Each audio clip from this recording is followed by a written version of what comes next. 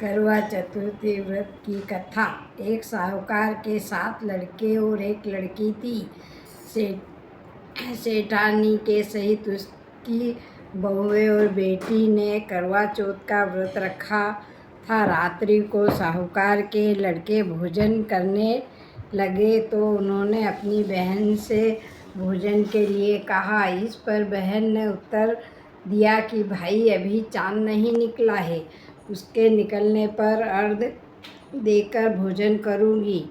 बहन की बात सुनकर भाइयों ने क्या काम किया कि नगर से बाहर जाकर अग्नि जला दी और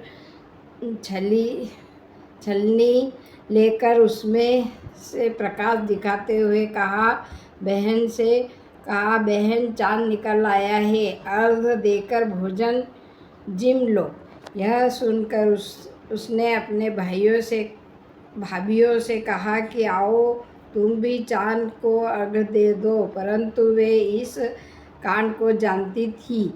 उन्होंने कहा, भाई जी, अभी चाँद नहीं निकला है। तेरे भाई तेरे से धोखा करते हुए अग्नि का प्रकाश छलनी से दिखा रहे हैं। भाभियों की बात सुनकर भी उसने कुछ ध्यान नहीं दिया। वे भाइयों द्वारा दिखाए प्रकाश को ही अर्घ्य देकर भोजन कर लिया। इस प्रकार व्रत भंग करने से गणेश जी उस पर प्रसन्न हो गए।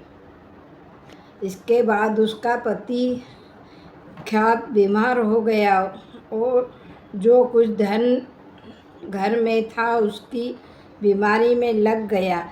जब उसने अपने किए दोषों का पता लगा तो उसने तत्पश्चात गणेश जी की प्रार्थना करते हुए विधि विधान से पुनः चतुर्थी का व्रत करना आरंभ कर दिया और श्रद्धा अनुसार सबका आदर करते हुए सबके आशीर्वाद ग्रहण करने में